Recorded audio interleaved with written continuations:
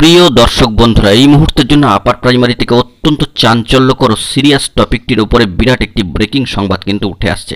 কার্যত OBC certificate বাতিলকে কেন্দ্র করে চারিদিকে কিন্তু ব্যাপক দোলাচলতা এবং চাঞ্চল্যকর পরিস্থিতি তোলপাড় হয়ে উঠেছে এবং এর ফলেই চাকরি প্রার্থীদের মনে একটা প্রশ্ন ঘোরাফেরা করছে যে আপার লিস্টে তাহলে কি আবার হঠাৎ করে ব্যাপক কোনো রদবদল আসতে চলেছে। বিরাট ব্রেকিং সংবাদ থাকছে এই ভিডিওর মধ্যে, তাই সিরিয়াস টপিকটির ওপর আর্জেন্ট ভিত্তিতে আপনাদের জন্য এই ভিডিওটি কিন্তু ক্রিয়েট করতেই হচ্ছে। ভিডিওটিকে সম্পূর্ণ শেষ পর্যন্ত শুনে বুঝে নেওয়ার চেষ্টা করবেন, ভিডিওটিকে শেষ পর্যন্ত দেখে নেবেন। যে সমস্ত বন্ধুরা গুরুত্বপূর্ণ আপডেটগুলি পেতে চান তারা অবশ্যই চ্যানেলটিকে সাবস্ক্রাইব করে নিয়ে সঙ্গে থাকবেন। চলুন আমরা একদম কথা না বাড়িয়ে মূল আলোচনায় প্রবেশ করে সম্পূর্ণ বিষয়টিকে সার্বিকভাবে জেনে নেওয়ার চেষ্টা করি। অত্যন্ত গুরুত্বপূর্ণ একটি ম্যাটার। কার্যত ওবিসি সার্টিফিকেট বাতিলকে কেন্দ্র করে চারিদিকে কিন্তু ব্যাপক শোরগোল পড়ে গিয়েছে এবং কার্যত অনগোয়িং রিক্রুটমেন্ট প্রসেস আপার প্রাইমারির ক্ষেত্রে আপার লিস্টে আবার কি ব্যাপক রদবদল এর ফলে আসতে চলেছে।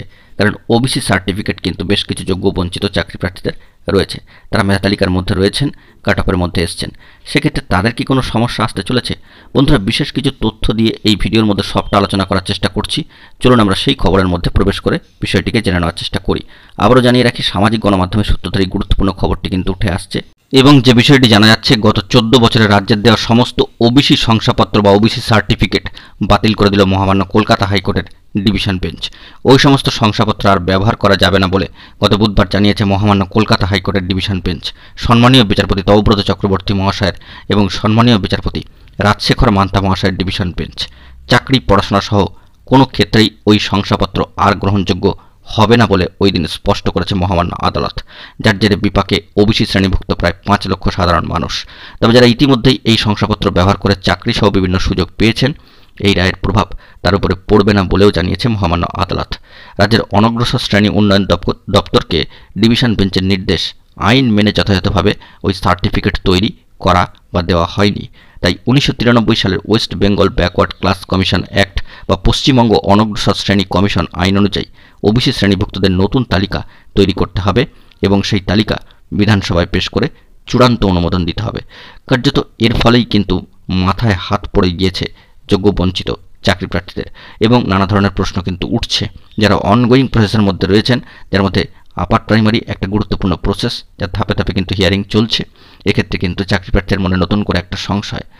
বন্ধুরা, বলা যেতে পারে আপার প্রাইমারির ক্ষেত্রে নানান জট রয়েছে, তার মাঝখানে এই ধরনের একটা সমস্যা উদ্ভাবন হওয়ায় আবার কিন্তু একটা শঙ্কার জায়গা বা সংশয়ের জায়গা তৈরি হচ্ছে। তবে আপনাদেরকে গুরুত্বপূর্ণ কিছু তথ্য দিয়ে থাকি, সরাসরি সেই বিষয়ে প্রবেশ করি।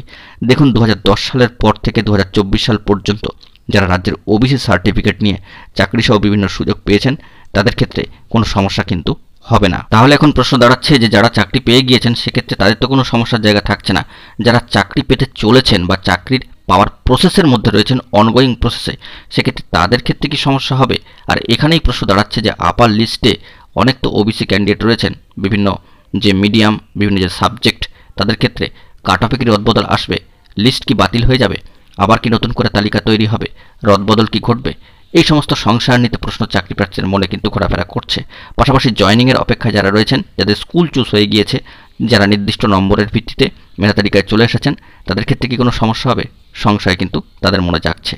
যারা সেকেন্ড ফেজ কাউন্সেলিংয়ের অপেক্ষায় রয়েছেন, ওয়েট লিস্টেড হয়ে রয়েছেন, তারাও কিন্তু সংশয়ের মধ্যে দিয়ে ভাবনা চিন্তা প্রকাশ করছেন, উদ্বেগ প্রকাশ করছেন।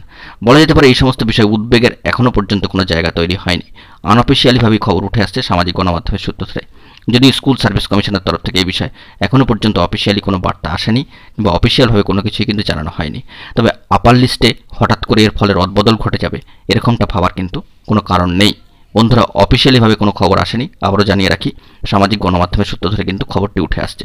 তবে এখন উদ্বেগের জায়গা কিন্তু তৈরি হয়নি। বন্ধুরা, এই বিষয়ে সরাসরি অনস্ক্রিনে একটি তথ্য আপনারা লক্ষ্য করছেন। গুরুত্বপূর্ণ তথ্যটি উঠে আসছে যে যারা ওই শংসাপত্রের ভিত্তিতে চাকরি পেয়েছেন তাদের চাকরি থাকবে, যারা কোনো পরীক্ষায় পাশ করেছেন তাদের উপরেও রায়ের প্রভাব পড়বে না। অত্যন্ত গুরুত্বপূর্ণ একটি তথ্য সরাসরি অনস্ক্রিনে দেখতে পাচ্ছেন। বন্ধুরা, বিষয়টিকে খেয়াল করবার চেষ্টা করুন যে যারা কোনো পরীক্ষায় পাশ করেছেন তাদের উপরেও রায়ের প্রভাব পড়বে না। তাহলে আমরা জানি যে 2016 আপার প্রাইমারি রিক্রুটমেন্ট প্রসেসে যারা পাশ করে গিয়েছেন, যারা তালিকাভুক্ত হয়ে গিয়েছেন, যারা কাট অফের মধ্যে চলে এসেছেন, যারা স্কুল চুজ করে ফেলেছেন, তাদের ক্ষেত্রে সমস্যা হওয়ার কিন্তু কোনো কথা নয়। এই যে বার্তাটি সামাজিক গণমাধ্যমের সূত্র ধরে উঠে আসলো, এই যে তথ্যটি, এর ফলে কিন্তু আপার প্রাইমারির ক্ষেত্রে যারা অলরেডি পাশ করে গিয়েছেন, যারা তালিকাভুক্ত হয়ে গিয়েছেন, যারা স্কুল চুজ করে ফেলেছেন, যারা সেকেন্ড ওয়েট লিস্টে তালিকাভুক্ত হয়ে গিয়েছেন পরীক্ষায় পাশ করে, তাদের ক্ষেত্রে কিন্তু সমস্যা হওয়ার কথা নয়। অবশ্যই ওবিসি সার্টিফিকেটধারীদের কথা বলা হচ্ছে, যেহেতু এই বিষয়টিকে নিয়ে মহামান্য কলকাতা হাইকোর্টের ডিভিশন বেঞ্চের নির্দেশটি এসছে তারই পরিপ্রেক্ষিতে। তাহলে কার্যত খামোখা উৎকণ্ঠিত হওয়ার কিন্তু কোনো জায়গা এখনও পর্যন্ত তৈরি হয়নি। যদিও এই নির্দেশের পরিপ্রেক্ষিতে উচ্চতর আদালতে যাওয়ার কিন্তু কথাও বলা হয়েছে রাজ্য সরকারের তরফ থেকে। তাই হঠাৎ করেই আপার লিস্টে রদবদল চলে আসবে, বাতিল হয়ে যাবে, হঠাৎ করে এই লিস্টে কোনো ধরনের পরিবর্তন ঘটবে, কোর্টের তরফ থেকে কোনো বার্তা আসবে, এমনটা কিন্তু ভাবা কোনো অংশেই সঠিক নয়। বা এই বিষয়ে চাকরি প্রার্থী বন্ধুদের এইটুকু জানিয়ে রাখি, এখনও পর্যন্ত উদ্বিগ্ন হওয়ার কিন্তু কোনো জায়গা তৈরি হয়নি। অত্যন্ত গুরুত্বপূর্ণ একটি তথ্য আপনাদের মাঝখানে তুলে ধরলাম, যেটি কিন্তু সামাজিক গণমাধ্যমকে অবলম্বন করে সরাসরি উঠে আসছে।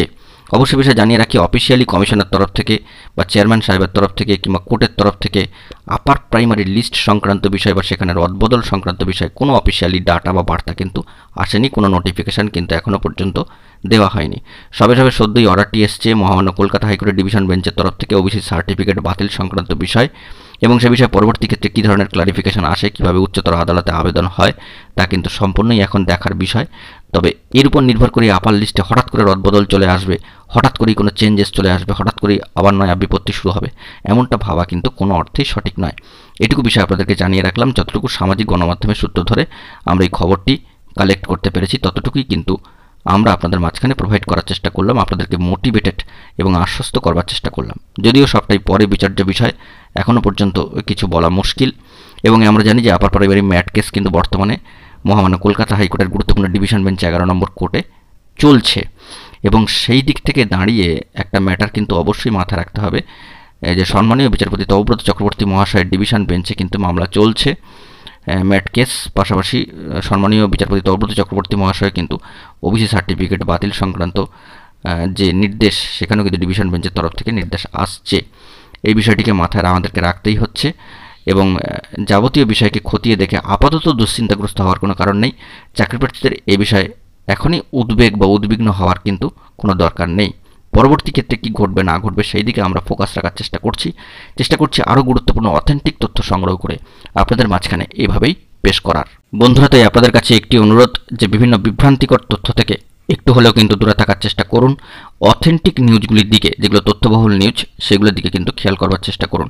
আপার প্রাইমারি যে সমস্ত চাকরি প্রার্থী জয়েনিংয়ের অপেক্ষায় রয়েছেন, তাদেরকে আরও কিছুটা সময় কিন্তু অপেক্ষা করতে হচ্ছে।